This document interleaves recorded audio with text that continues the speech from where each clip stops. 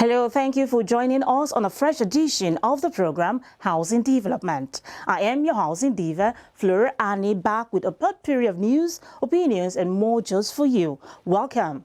Since information rules the world, let us start off with news update. Enjoy some important highlights of the happenings within the housing sector.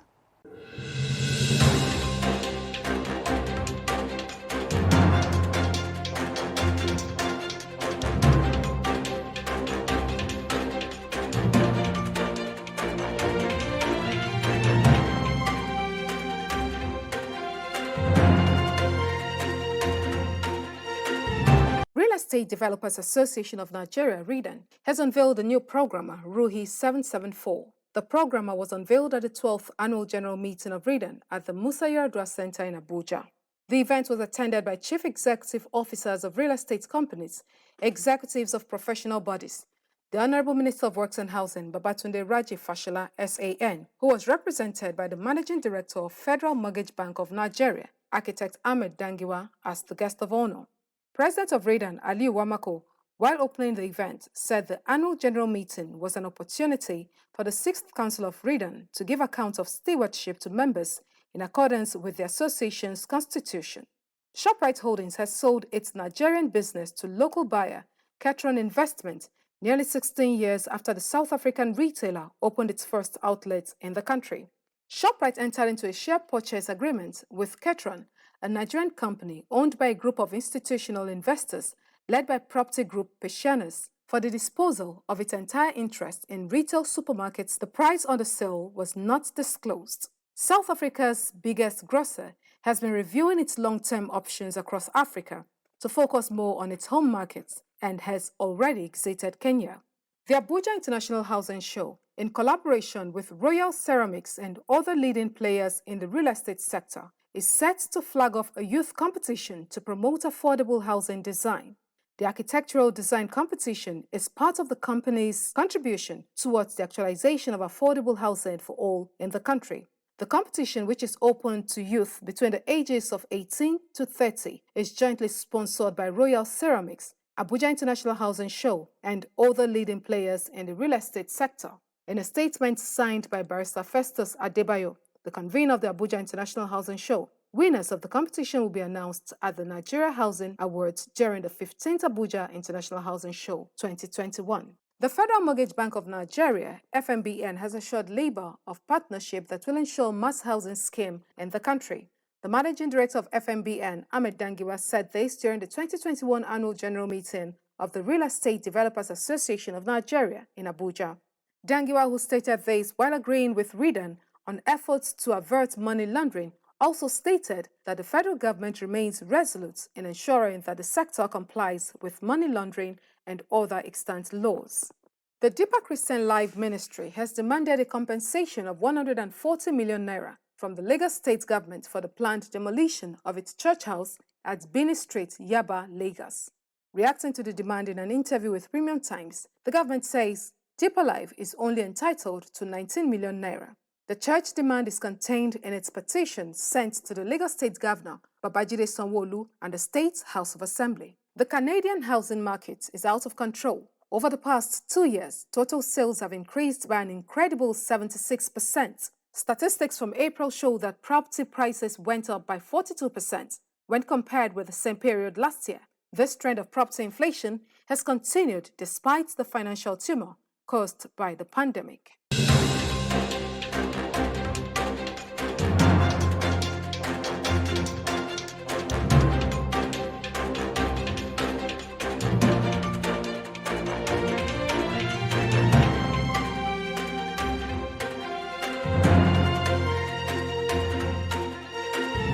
You're watching Housing Development.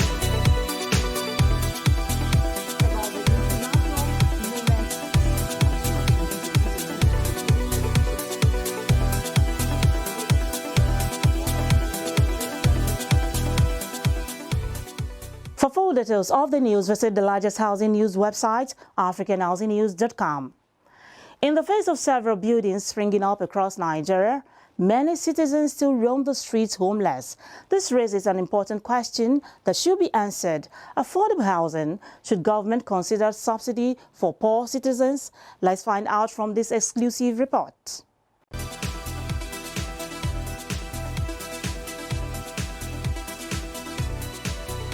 Nigeria, with an estimated housing deficit of over 17 million units, portrays a grim, foreseeable future of the housing sector, blessed with opportunities to attain and sustain economic development, but unable to adequately accommodate her people. Across several urban centers in Nigeria, reports expose a rapid and continuous population growth over the years as people continue to migrate from rural areas to urban centers with hopes of accessing better living conditions. But there has been a visible inadequacy of basic infrastructure to meet needs of the increasing urban populace, a huge percentage of which live in informal settlements with little or limited access to basic services. No space, no ventilations. Look at the condition of the house. So a place like this, anything can happen because the environment is so dirty, no ventilations, any sickness can occur. As you can see, the environment is very littered with dirtiness. The structure itself is not a very good building structure. We find it very bad, especially when it's raining. Most of the houses here collapse during rainy season. Some also leak. And even the landlord, when you talk to them, they will tell you you should repair it yourself. Some tenants are living, even my own compound presently now, the way we are. We don't have toilets, we don't have bedroom. Even when we manage to do the toilet, discover that more than 36 rooms are using one toilet. According to the United Nations, a slum is a heavily populated urban area characterized by substandard housing and squalor, the poorest quality housing, and the most unsanitary conditions, occupied by migrants who cannot afford the high rents of housing in urban centers. Housing deficits in shanty towns in Nigeria has remained a recurring topic over many years, throwing up an important question. How can Nigeria make available more houses than the current number for its citizens? I don't see why the government couldn't invest in basic infrastructure for those communities. I think governments could come in and help pave roads and ensure that people have access to some basic services. I think that's possible. The reason I suggest that is because I worry about these large-scale building projects that are costly, they take time. A human rights approach really focuses on people, and I think there's a lot of human capital here. I think people are ingenious. I think they have creativity and kind of modest demands and expectations. Some of the slums in areas like Makoko, Ajegunle, Bariga, Mushin, within Lagos State, and Lugbe, Karimo, Nyanya, Lokogoma, Gariki Village, Gishiri in Abuja are occupied without water, sanitation, or electricity. I've had the opportunity to visit Lagos, Port Harcourt, and Abuja, and I've been to informal settlements in particular, where the bulk of the population of the country actually lives. So here you reference them as slums. In the international world, we call them informal settlements.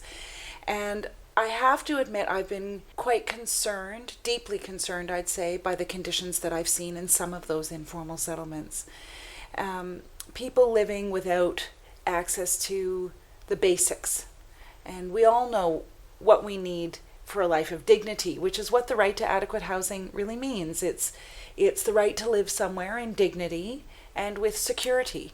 And my experience in the informal settlements that I visited is that people are not actually experiencing those things. I think there could be some support given to people living in informal settlements to improve their own housing, rather than I know that governments tend to want to do these sort of mass housing building projects, and that might be a kind of medium-term solution, but it seems that those communities, at least the informal settlements that I visited, are pretty intact communities. I mean, they're running, they're existing. Some of them had a real vibrancy, and I don't see a reason why their title couldn't be regularized and why they couldn't be offered modest support in the form of loans or grants to improve their conditions. With Nigeria's urban population that has grown from 15.4% of the total population of 45 million in 1960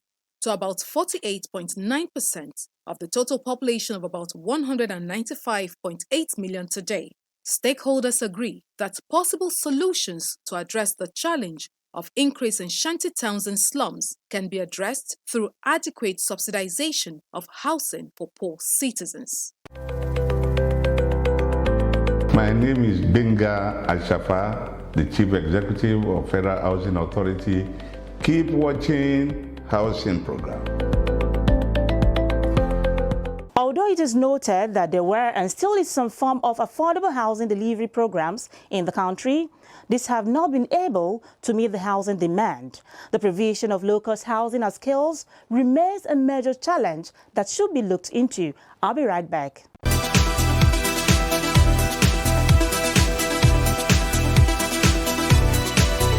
You're watching Housing Development. One major area of contention between landlords and tenants has been quit and eviction notice. Have you ever received one? Please share your experience with us on the social media platforms displayed on your TV screen. In the meantime, watch as some Nigerians narrate their experience on Voices on the Street.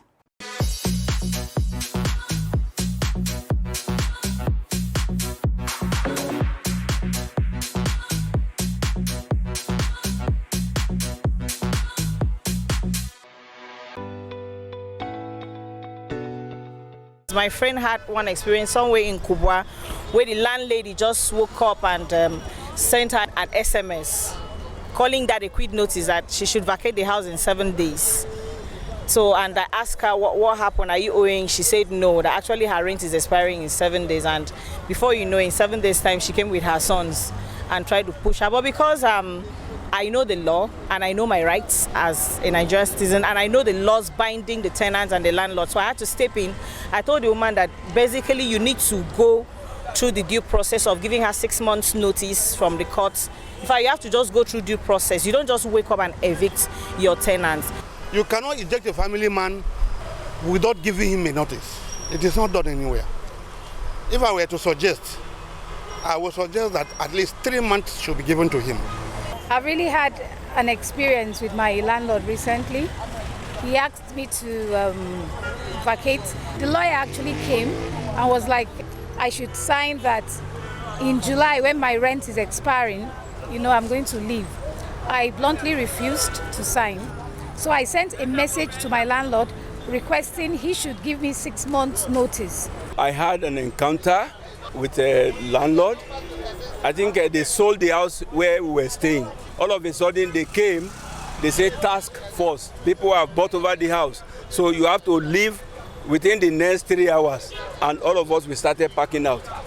I think that was the only encounter I had in Abuja where you have to pack out, and I was there having 5 months to go for the rent to expire.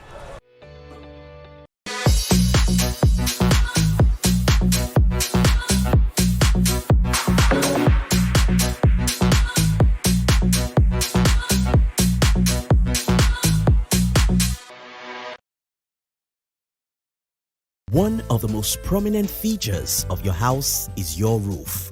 Your roof will tell how old your building is. At Plus World, we pride ourselves in having the expertise and products to bring your roof back to life. While other roofing companies suggest removing the roof, we restore the roof with warranty assurance. Let Plus World Roofing recoat your old and fading roofs and make your roofs brand new. Our products are eco-friendly and completely harmless to human and the environment. We offer services that will sustain your roof's integrity and by extension, your property value.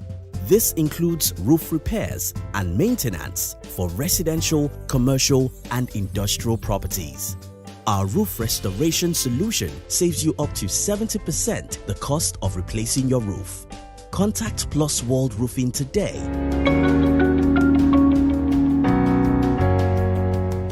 There you have have it, some Nigerian tenants narrate their eviction notice experiences. But ignorance, we are told, is not an excuse before the law. So with so much physical harassment and legal contention between landlords and tenants, what really is eviction notice? Listen up. Over and again, stories have been told by tenants about landlords from hell, and always people live with the hope that they would never encounter them. For many landlords, despite doing everything possible to get good tenants, situations may still arise where a tenant is not cooperating, not paying rent as at when due, is outrightly disobeying or disrespecting rules of a legally binding tenancy agreement. First of all, every agreement regulates the tenancy. Regardless of the fact that the law says a yearly tenant is entitled to 6 months. Where you go into a tenancy agreement and the landlord say your notice is 7 days, it remains 7 days because that is your agreement. It overrides the law. But where you do not have tenancy agreement in place, then the law regulates. That's the way it works. So if you give somebody a house and you don't serve him, because a lot of people evade tenancy agreements, forgetting that that is the document they should confront, because that's what regulates your stay in the premises. So you should be very interested in reading through what is provided there. I remember the first tenancy a landlord ever gave to me.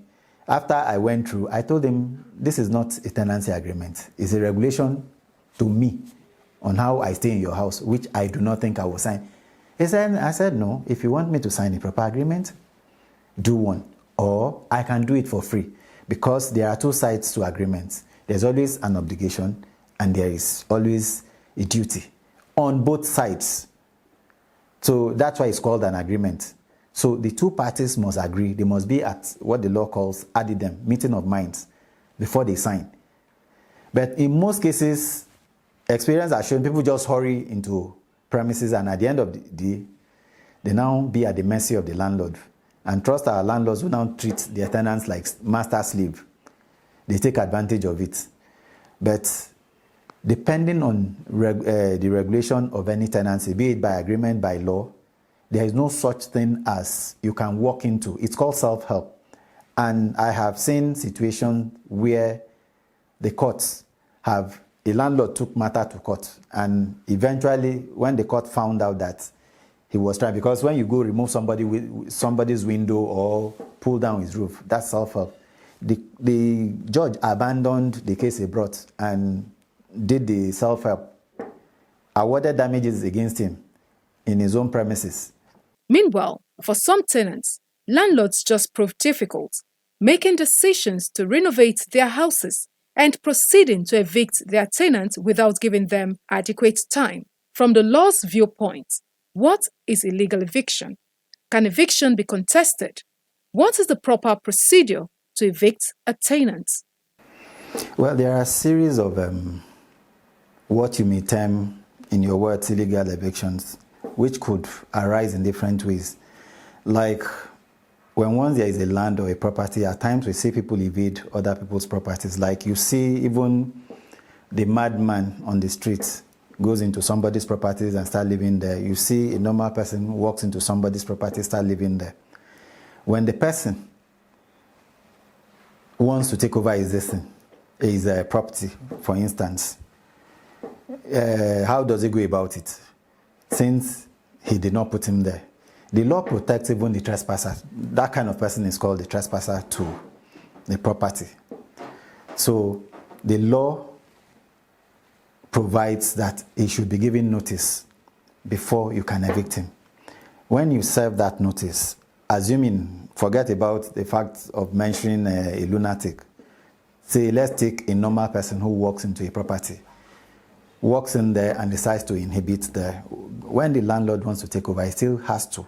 And after serving that notice, if he doesn't go, the way to go is to go to court to evict him. That is legal way of evicting. Any other thing outside that would be what we call self-help. Because the law does not allow you to manhandle anybody. We are supposed to be a civilized nation. So all you need to do is, after you serve the notice and the man does not go out, you take the next step by filing processes in court and take him to court. If the court agrees with you, the man gets evicted. There are strong indications that the nearest future holds more challenges for rent-paying Nigerians as the impact of the COVID-19 pandemic continues to bite hard economically, with landlords prepared to evict tenants who are unable to renew their rents promptly upon expiration.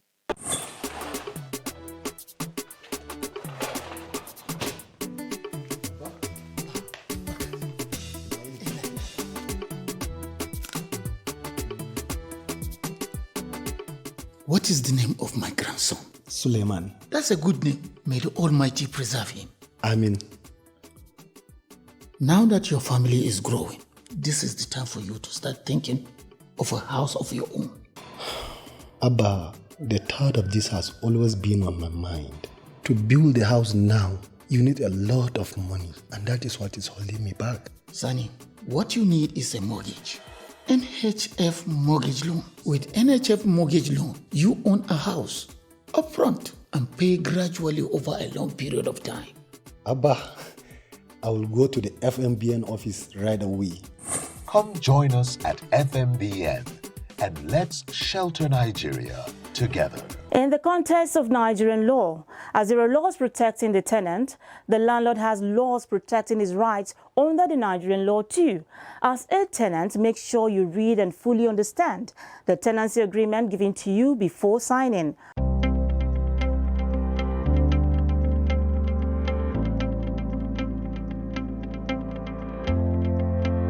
A truly Nigerian company providing tangible local solutions to the nation's housing needs at a realistic and affordable cost for citizens. Brains and Hammers is on a mission to develop housing projects that the country has not witnessed since the development of Gwarinpa in the mid-90s. With a vision of developing over 3,000 housing units on a single site in Abuja, this real estate brand is determined to support Nigerians who desire decent and secure accommodations through affordable financing. The spotlight today is on Brains and Hammers City, which currently has over 200 residents occupying their homes already.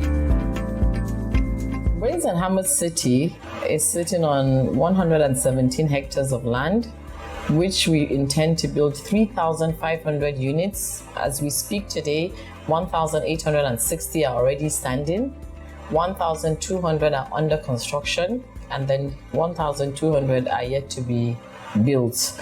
The ones under construction, we all have estimated delivery dates of end of the year. So by the end of this year, we're looking at least by the end of this year, we must have built over 2,000 homes, all across all boards, the 1 bedroom, 2 bedroom, 3 bedroom, and the 4 bedrooms.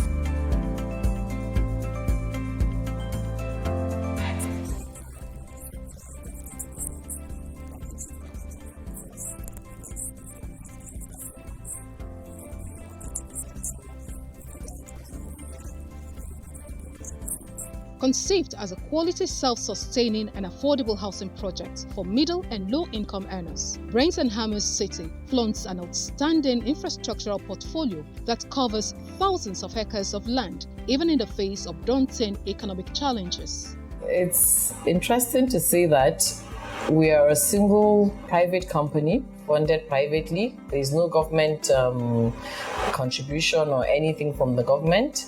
We built the road, which is about 3.7 kilometers. We provided all the infrastructure that we need to do. Everything is already in place. This is the first and only project, I think, that has been built by a private company in the last time there was anything like this was Gwarinpa, which was 1990. Because it's not just an estate, it's a whole city. When I say city, there's going to be a hospital, there's going to be a school, an orphanage, a bank, a shopping mall, a recreational area. There's everything. We're going to have everything. The whole idea, our president's vision was, when you leave here, you don't have to go out there to look for anything. So I think by the time this project is finished, the residents will tell you that we have everything under our roof.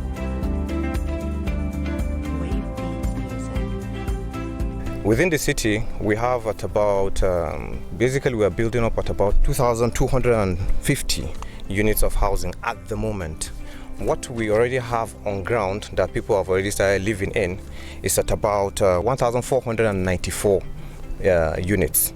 More than mere residential buildings, Brains and Hammers City is a complete street of up-to-date infrastructure, hospitality and recreation, complete with a perfect road network. Having carved a niche for itself in the real estate sector of Nigeria as a leading brand with insight and expertise, a first choice for premium, luxury and affordable houses, Brains and Hammers restates its commitment to a continuous development and maintenance of healthy living, work and play environments across Nigeria.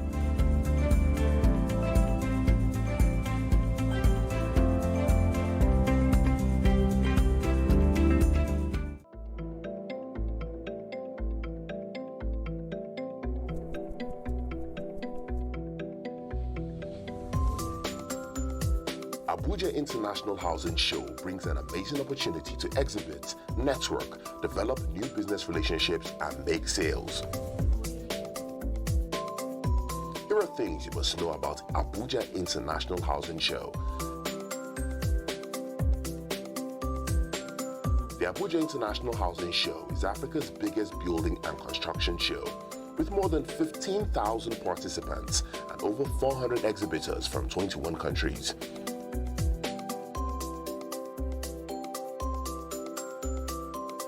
Its large international participation provides excellent opportunities for global sharing of knowledge, expertise, products, and best practices. Abuja International Housing Show brings together industry leaders, investors, buyers, and entrepreneurs to develop markets and business partnerships. The event gives you access to leading-edge technical information, equipment exhibition, and valuable new professional contacts from around the world. Abuja International Housing Show, the largest housing expo in Africa.